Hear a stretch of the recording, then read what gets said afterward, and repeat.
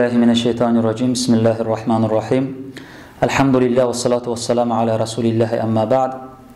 Вот здесь нам задают вопрос, что получает ли пользу умерший за садака, который делают за нее его близкие люди.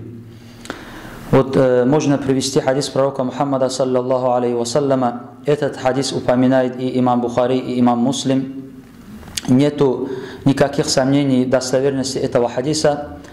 وعن عائشة رضي الله عنها أن رجلا قال للنبي صلى الله عليه وسلم إن أمي أفتلتت نفسها وأراها لو تكلمت تصدقت فهل لها أجر إن تصدقت عنها قال نعم متفق عليه.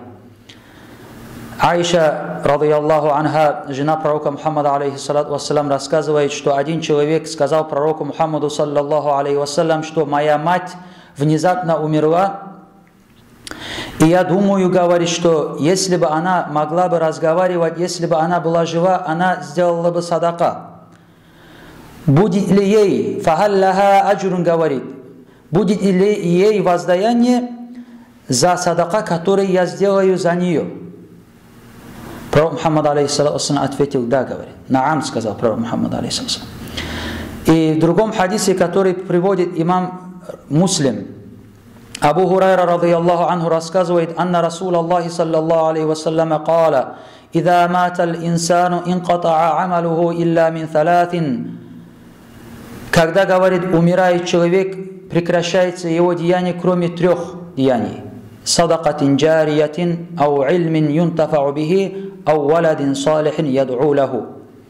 Это садака, который не прекращается. Это садака, который человек сделал в мечеть.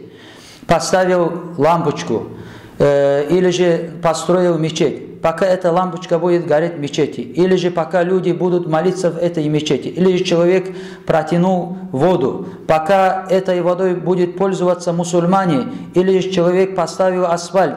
Вот человек, который, если что-нибудь сделает для общей пользы мусульман, пока этим мусульмане будут получать пользу, если даже этот человек умрет, он будет получать за это воздаяние.